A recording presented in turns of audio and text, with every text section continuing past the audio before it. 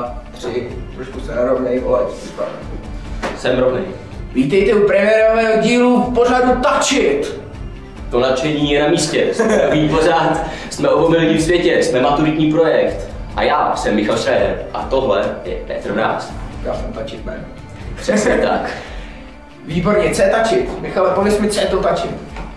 Abych ti to tak řekl ve zkratce. Touch It je pořád, kde si budeme povídat o všem mobilním. Ať už to jsou tablety, mobilní telefony, nebo pokud přijde něco nového, tak určitě i o tom se zmíníme. Google Glass, díváme se na vás. Na začátku října spustil T-Mobile první veřejnou LTE síť v České republice. Zatím pouze ovšem v Praze a v Mladé Boleslavi. Amazon chystá příští rok vybudovat 2 nové sklady v České republice. Na trh přichází plejáda nových zařízení. Samsung Galaxy Note 3, chytré hodinky Galaxy Gear, HTC One Max, Nokia Lumia 1020, Sony Xperia Z1, Sony Xperia Z Ultra, Galaxy Note 10.1 2014. Český e-shop ChipComputer.cz nyní nabízí telefony společností Xiaomi a Lenovo.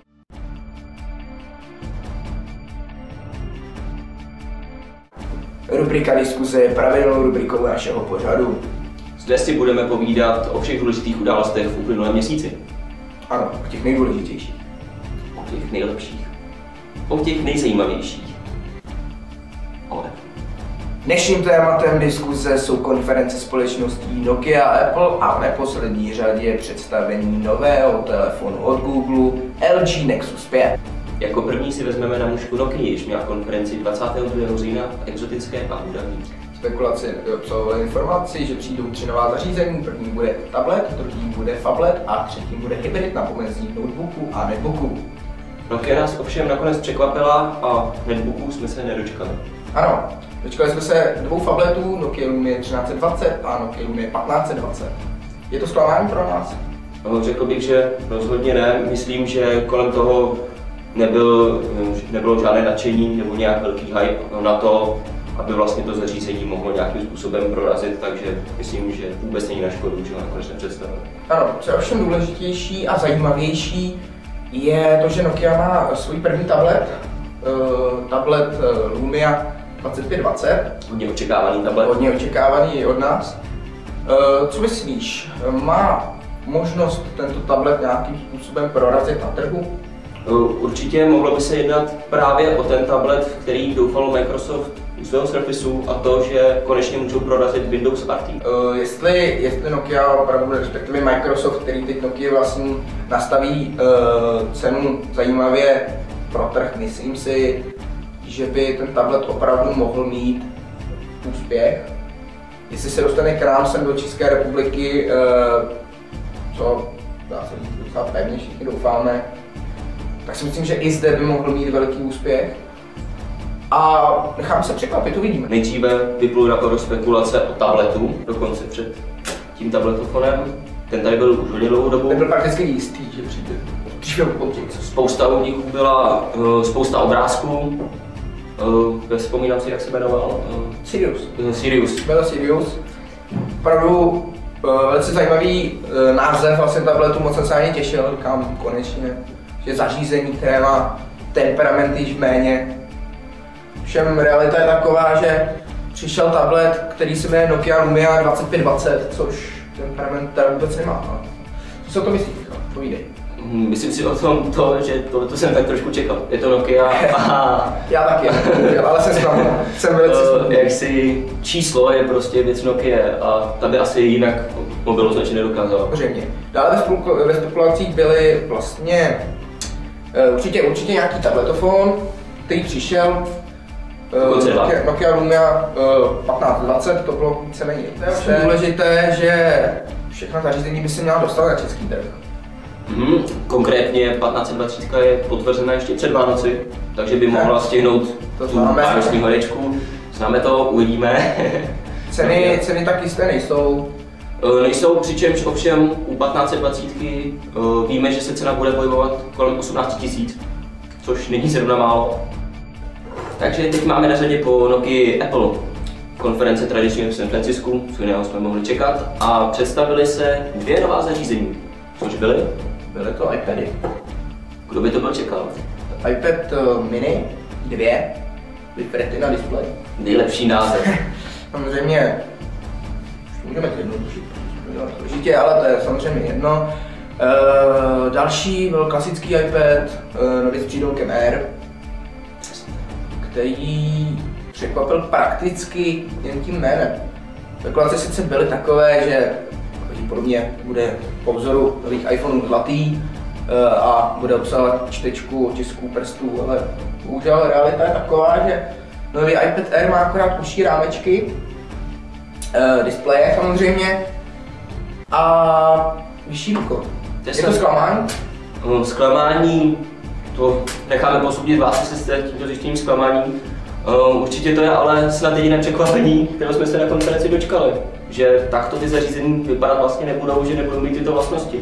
Jinak, co jsme mohli čekat, velký iPad je tenčí, lehčí, vypadá trošičku jako iPad mini a iPad mini má Retina. To jsme víceméně čekali.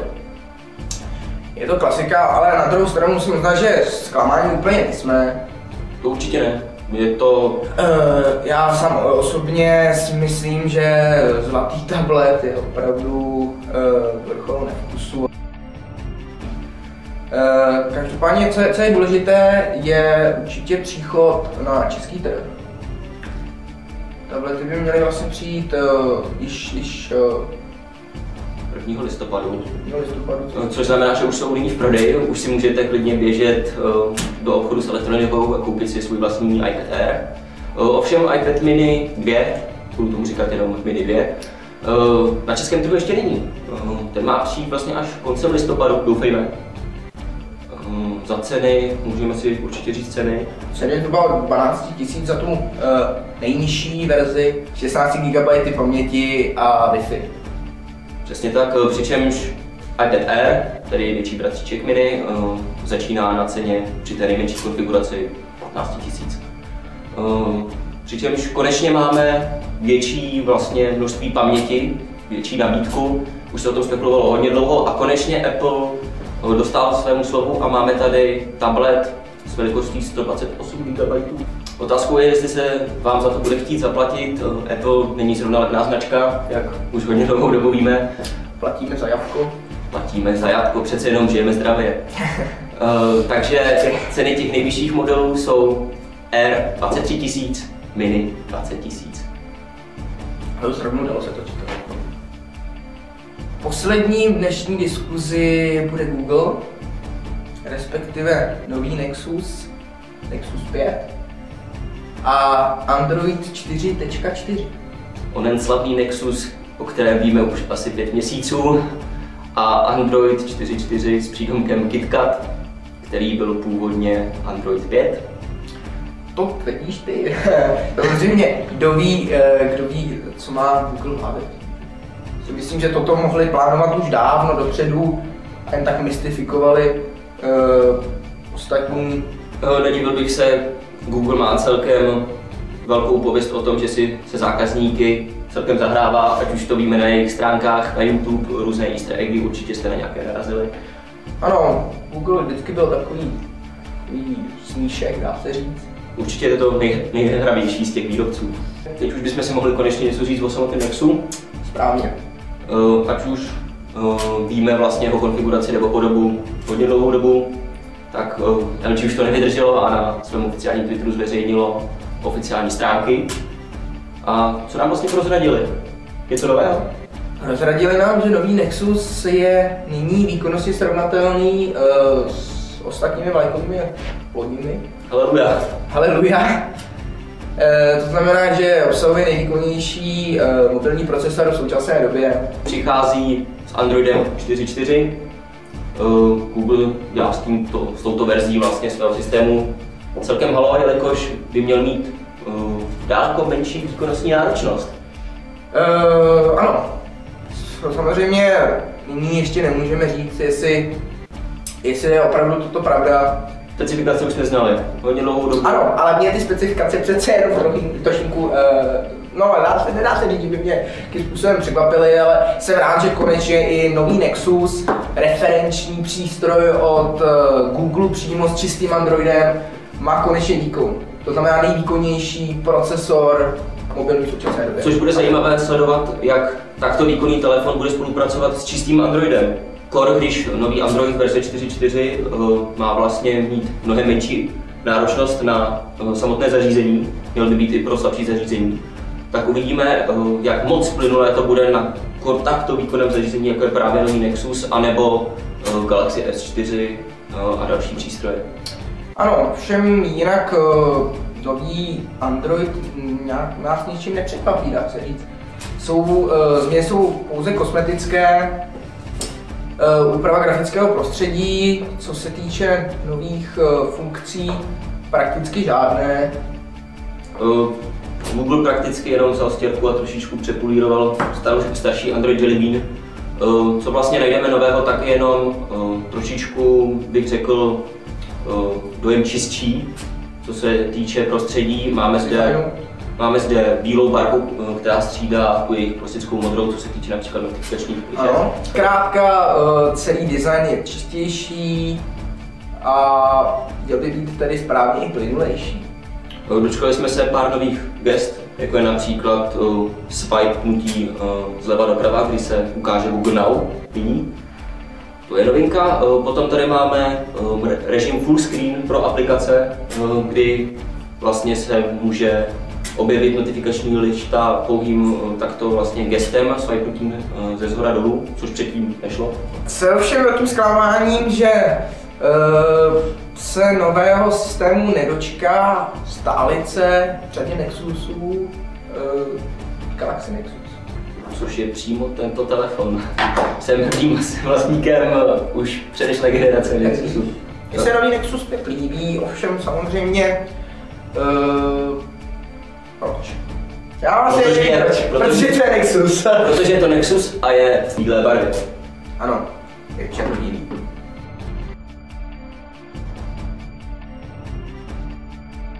Vítejte v naší tajné testovací laboratoři, kde testujeme veškerá zařízení, aplikace a všechno kolem ní. My jsme si pro vás připravili aplikaci Microsoft Remote Desktop. Jedná se o aplikaci, která vám umožní dálkově ovládat vaše PC pomocí vašeho tabletu či mobilního telefonu. A to na všech platformách. Jediné, co k tomu potřebujete, je Windows 8 nebo Windows 8.1. Přesně tak. A tak to vypadá samotné prostředí aplikace a my se teď pokusíme ji zprovoznit. Jak vidíte, k nastavení stačí pouze IP adresa počítače a toto ne, a uživatelské jméno a heslo k účtu Microsoftu, respektive připojení k počítači. Vše by již tedy mělo fungovat. Vidíte, mobil se snaží připojit. V tomto okamžiku by se měl počítač odpojit, respektive odhlásit ze systému a celé prostředí plochy a metra by se mělo objevit zde na mobilu. Jak vidíme, Operation Cancel It. Pokusíme se tedy ještě jednou se připojit.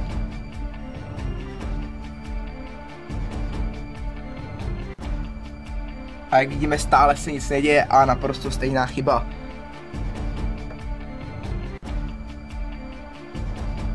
Aplikaci se nám bohužel nepodařilo zprovodit ani na 50. pokus, a tak jsme usoudili, že za vše může špatné internetové připojení. No, skutečně internetové připojení, anebo samotný fakt, že aplikace není zrovna moc doladěná, přece jenom po 4 dnech a stále furt nic. To je špatné. To je hodně špatné. Ano, všem existoval jeden jediný okamžik, kdy jsme se opravdu na chvilinku připojili. Onen slavný okamžik. Ano, onen slavný okamžik. A měli jsme možnost si aplikaci vyzkoušet. Ovšem aplikace je lidově řečeno velice rubavá a opravdu optimalizace zatím není na místě. Do budoucna ovšem oba čekáme, že se toto zlepší, Microsoft na tom trošinku zapracuje alespoň na Androidí platformě a že tuto zajímavou a užitečnou aplikaci budeme moct využívat dál. Snad ano, co se týče jiných zařízení, jako je například Windows Phone nebo iOS, tak tam aplikace funguje podle zkušeností uživatelů mnohem lépe. Takže je to jenom otázka času. My se na kobylku této aplikace dostaneme.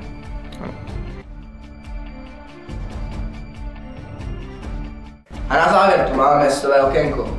Okénko, ve kterém budeme spekulovat, budeme si klást otázky, na které neznáme odpovědi a tak trochu vás seznámíme s tím, co bude.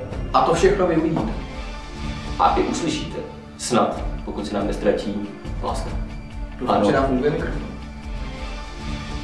LG a Samsung představili první flexibilní telefony.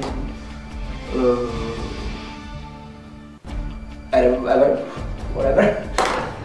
Flexibilní je možná trošičku zavádějící slovo, přece jenom nemůžeme s nimi nějak hýbat nebo si upravovat, prostě jsou jenom prohnutý. Ano, v podstatě máme klasický telefon, který je působem ohnutý pod nějakým úhlem. Základní otázka, k čemu to?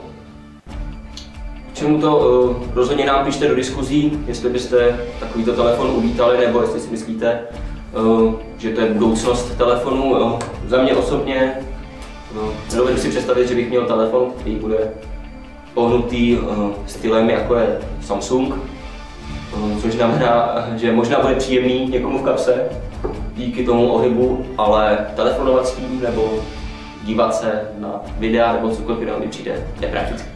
Ano, co se týče mého názoru, ten je víceméně podobný. Já si dokážu představit, že mám takto zahnutý telefon. Kdybych si měl vybrat z těch dvou kousků, tak asi spíše LG, protože ten přeci jenom ergonomicky více padne do ruky, ale podle mě budoucnost flexibilních displejů je u chytrých hodinek a případně u zařízení, jako je Google Glass. Co myslíš? Určitě u Glass by se to hodně hodilo. Otázkou je, jestli Google neplánuje už flexibilní displej do nějaké druhé verze.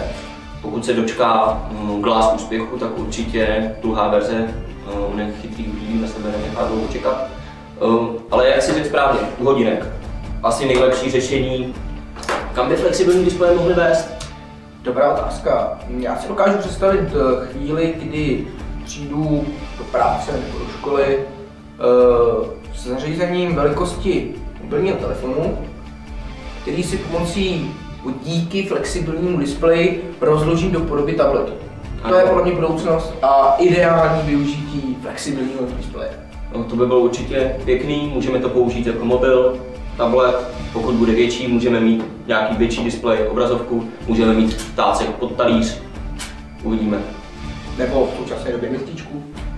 V současné době můžeme mít jenom mističku, anebo kolébku pro barbíny třeba, máte-li dceru, ženu, přítelkyni. Galaxy Round je řešení. Kočku možná taky ještě.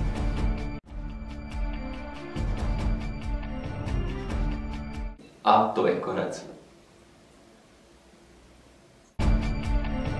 Ke konci si řekneme pouze jediné, a to pište do diskuzí. Lajkujte nás. Lajkujte, můžete dát i odběr, pokud máte v nás nějakou jistotu, anebo jsme vám prostě sympatičtí. Sdílejte nás.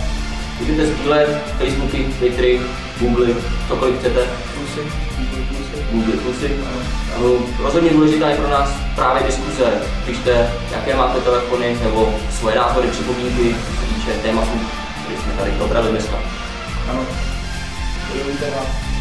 Mailujte, volejte, faxujte, pokud máte fax. Já fax nemám. Pokud máte někdo fax, chci vidět vaši fotku s tím faxem. My fax nemáme, ale Ale fotku s faxem může.